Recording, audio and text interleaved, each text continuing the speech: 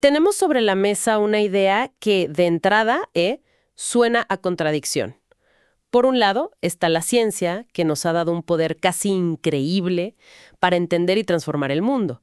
La lógica, la evidencia, el método científico, pues es la herramienta más potente que hemos creado. Sin duda. Pero, y aquí viene lo fuerte, esa misma herramienta parece habernos puesto en jaque.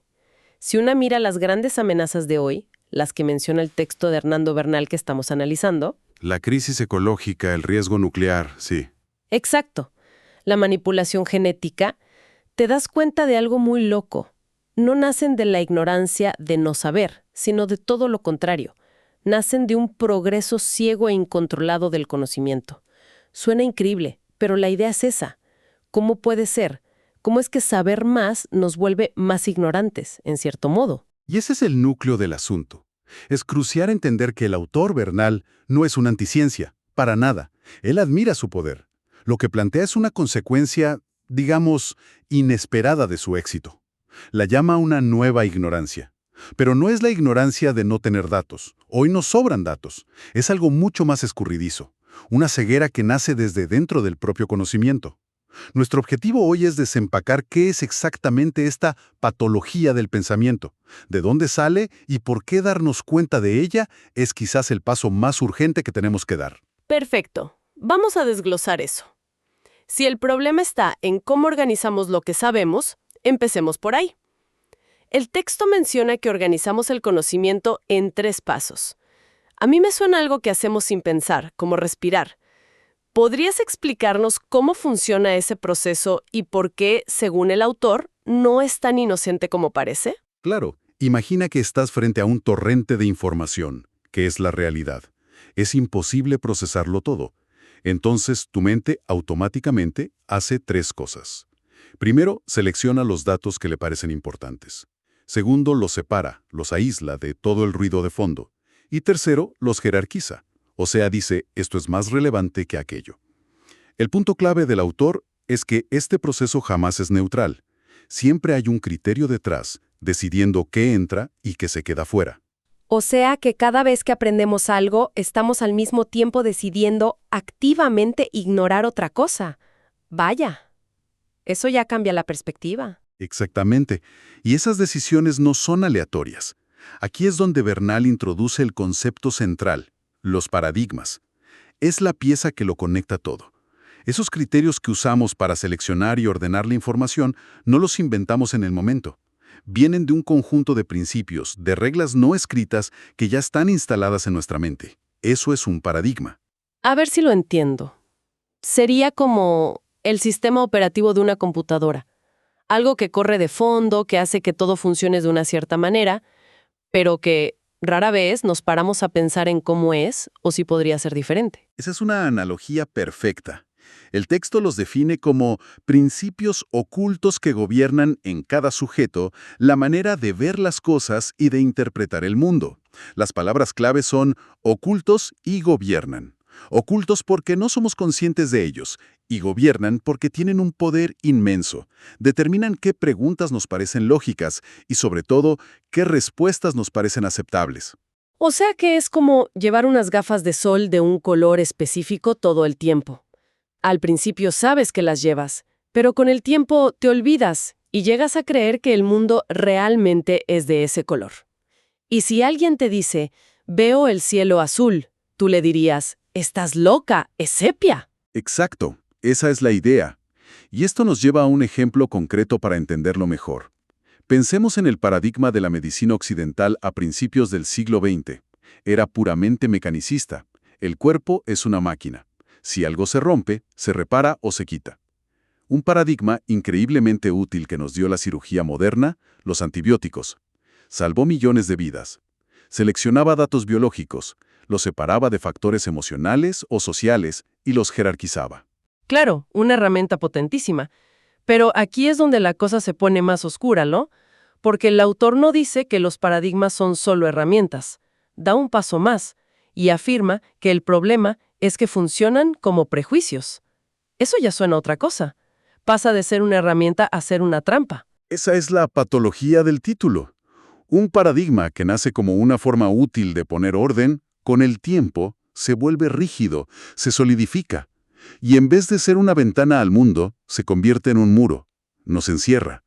Bernal dice que nos impide responder a nuevas dificultades. Pero a ver, ¿no podría alguien argumentar que esos muros son necesarios? Sin paradigmas, sin esos filtros, ¿no estaríamos ahogadas en un mar de información sin sentido, incapaces de tomar ninguna decisión? Es una objeción muy válida. Y la respuesta es sí, los necesitamos. El problema no es tener paradigmas, es no ser conscientes de que los tenemos. Es creer que nuestro muro es el límite del universo. Volvamos al ejemplo médico. El paradigma mecanicista fue genial para operar un apéndice, pero hizo que los médicos fueran completamente ciegos a las enfermedades psicosomáticas. Si un paciente llegaba con síntomas físicos causados por estrés o ansiedad, el paradigma simplemente no tenía herramientas para verlo. Esos datos, la vida emocional del paciente, eran ruido, quedaban fuera. Entiendo.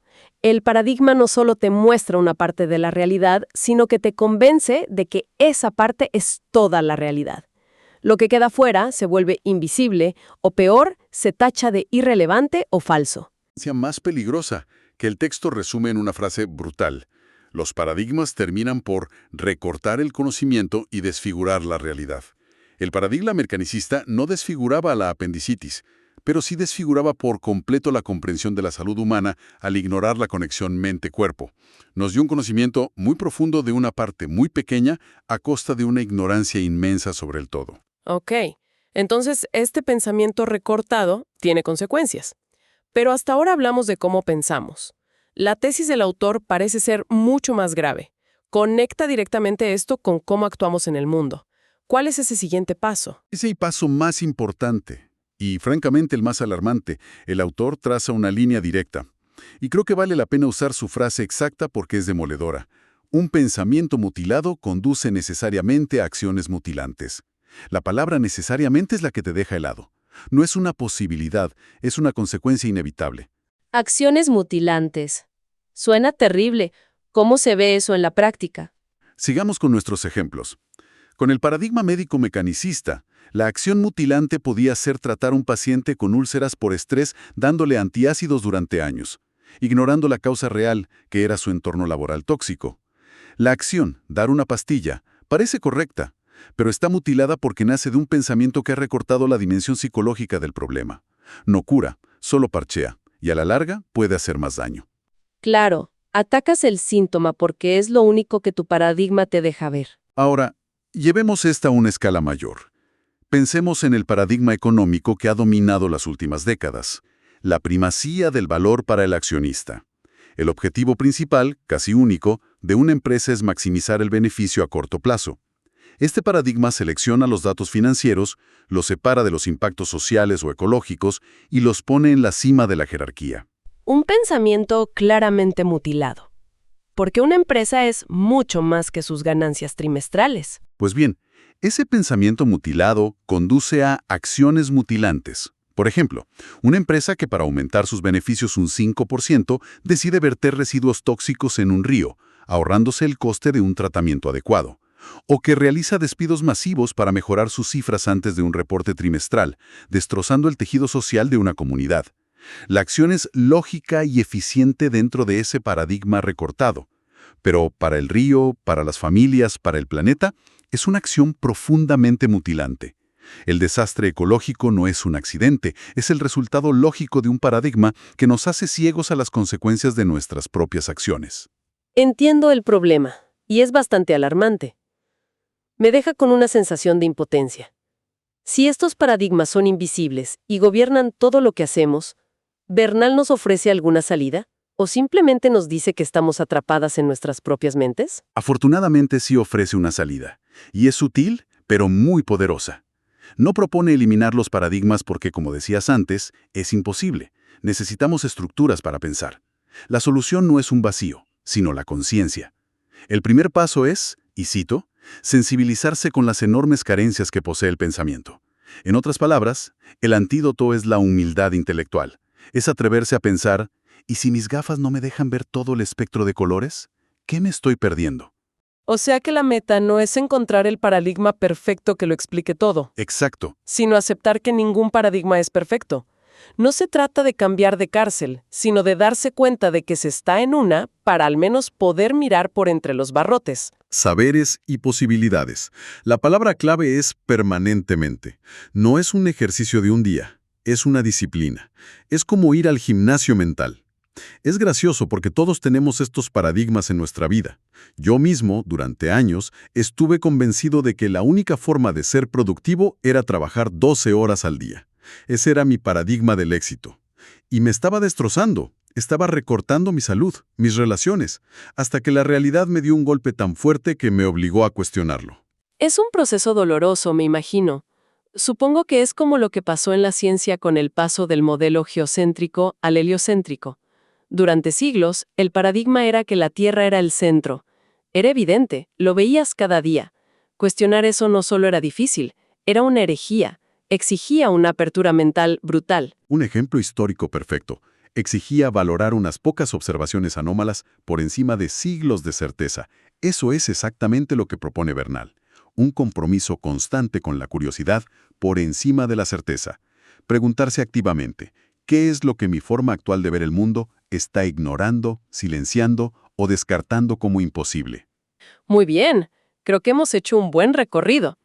Si lo resumimos, partimos de esta paradoja de que nuestro mayor conocimiento nos ha generado las mayores amenazas. Y gracias al texto de Bernal, vimos que la causa raíz podría estar en los paradigmas, esos sistemas operativos invisibles que organizan nuestro pensamiento. Al principio son útiles, pero cuando se vuelven rígidos, actúan como prejuicios. Nos hacen ver una versión recortada de la realidad y nos convencen de que es la única que existe. Cierto. Y lo más grave de todo es que este pensamiento mutilado nos lleva inevitablemente a tomar acciones mutilantes en el mundo, ya sea en nuestra salud personal o a escala planetaria. Al final, la gran idea que nos queda es que la solución a esta nueva ignorancia no es necesariamente tener más datos, sino tener más conciencia sobre los filtros con los que procesamos esos datos. Menos certezas y más preguntas. Exactamente. El texto de Bernal se centra en los grandes paradigmas que moldean la civilización, la ciencia, la economía. Y es fundamental hacerlo. Pero esto nos deja con una pregunta final, que es más personal, más inmediata, para que cada quien se la lleve a casa. Si aceptamos esta idea de los paradigmas ocultos, la pregunta inevitable es, ¿cuáles son los que gobiernan mi vida cotidiana? ¿Qué paradigma inconsciente uso para interpretar mi relación de pareja, mi carrera, mi idea del éxito o del fracaso? ¿Qué reglas no escritas doy por sentadas sobre lo que puedo o no puedo hacer? Y la pregunta más importante y quizás más incómoda, ¿qué parte de mi propia realidad, qué talentos, qué relaciones, qué caminos de vida, está recortando mi paradigma actual sin que yo me dé cuenta?